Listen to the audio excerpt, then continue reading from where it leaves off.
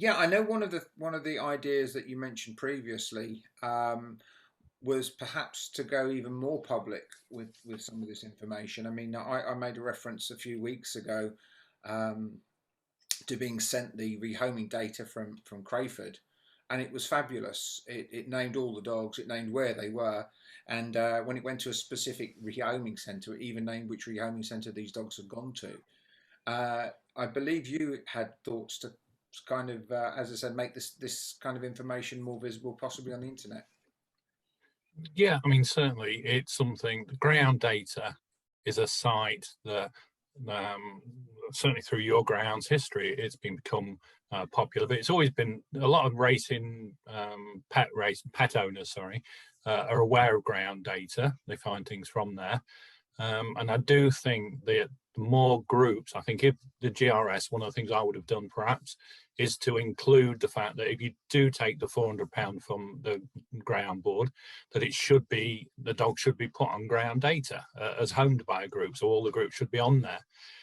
I'm aware that Greyhound Data is an independent organisation, it's an independent group, but I do think it reflects well on the sport. I think it also gives a truer figure, a truer picture for those that are looking when they see, and your ground's history does it, but where they can see three of their litter mates of the dog they've taken have been owned by Lincolnshire Greyhound Trust or Yarmouth Greyhound Home Finders or wherever, and we're groups that do use that.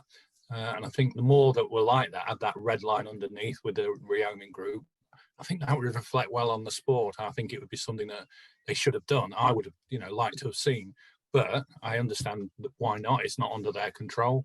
But I think it would be a benefit to the sport and a benefit to the reputation. I guess the only downside is that when you have greyhounds, there would still be gaps, and of course, amongst the gaps that would appear if, I don't know, dogs went through one of the anti kennels, they'd be damn certain that they wouldn't want to record it. So I guess I don't know. I can absolutely see the merit. Whether or not the gaps would appear far greater than they should be, because people would make assumptions that, well, unless it's got a line under it, it hasn't been rehomed. I don't know.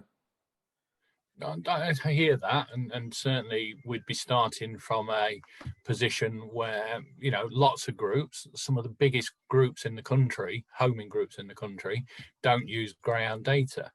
I think speaking to Paula at the GRS recently, I think we were third most in the country and dogs that we had put through the scheme. So in that theory, third most in homing numbers. But I think the ones that are above us, I don't think they use the scheme. They don't use the Greyhound Data to record. There are lots of excellent groups that don't use it. And I just think the more that did, the more that were that, and I accept what you say, it wouldn't be a definitive guide because it would only be those, as I said, under the certain idea that I suggested, that use the GRS. There are lots of groups that still don't or won't.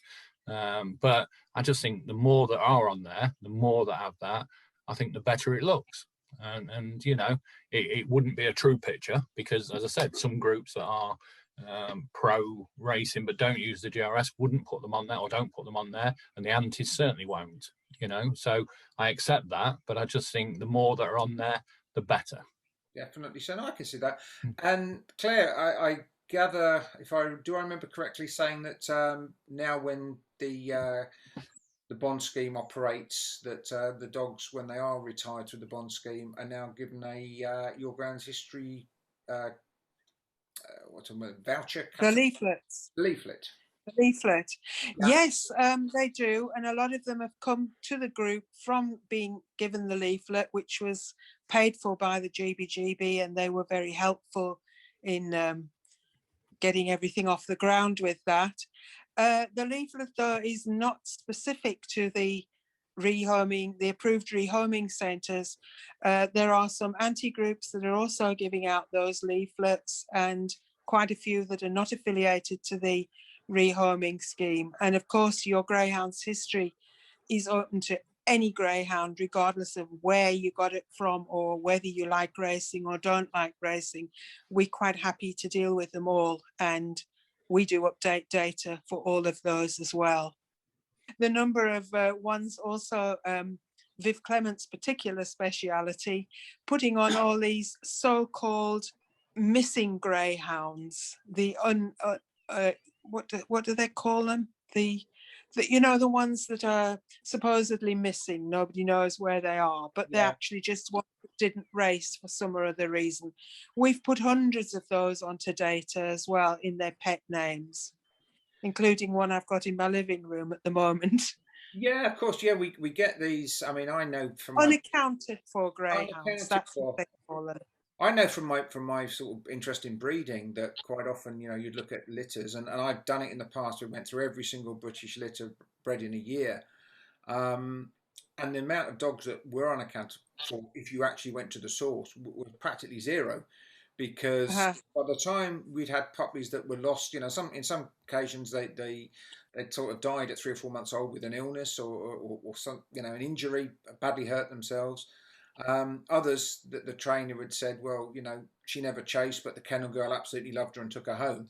But there's always been yes, assumption amongst the anti-racing people that, oh, if there were, I don't know, 1,000 pups born, but there were only 700 of them raced, then the other 300 were killed, and it's absolutely bogus. It's absolute rubbish. well, a lot of people are under the misconception that greyhound data is run by the GBGB or is part of it. They don't realise it's a voluntary thing and completely separate. And they think it's an official thing. And if the dog's not on greyhound data, there's some sinister reason for that. And again, where your greyhound's history comes along and actually educates people and explains this kind of thing to people, as well as updating the records for them. Absolutely, I think you're doing a fantastic job. Do you get grief? Do you get abuse from anti-racing people? Well, we do now and again. They try, but if you join the group and you behave yourself, we don't care whether you're racing pro or anti. You can be as anti as you like. You're still welcome in the group. Yeah. If you come in and you post anti-racing stuff or try and incite trouble or provoke debates about racing and cruelty and stuff like that, then you're out. And that's it. That's what I've found the most effective way to run the group. And does that happen often? Is it a weekly occurrence or a monthly occurrence? No, not that often, because we nip it in the bud and we can generally spot it coming before it happens now. But we've Yeah, had a bit of unpleasantness. you do tend to find. I've noticed the following that I've done over the years. It's a very small clique, and they tend to be the kind of people that even think. Some of them, I've even spoken to people who think that even owning greyhounds or owning animals is a kind of a small thing. Absolutely, You're absolutely. exploiting the animal, but it's there. You've only got it for your pleasure. And you Animal enslavement, they call it. It's absolutely. So what ridiculous. else would you do? What else would the dog do? Would it even have been born? It's a ridiculous. We can Well, exactly. It's just ridiculous, as you say. Yeah.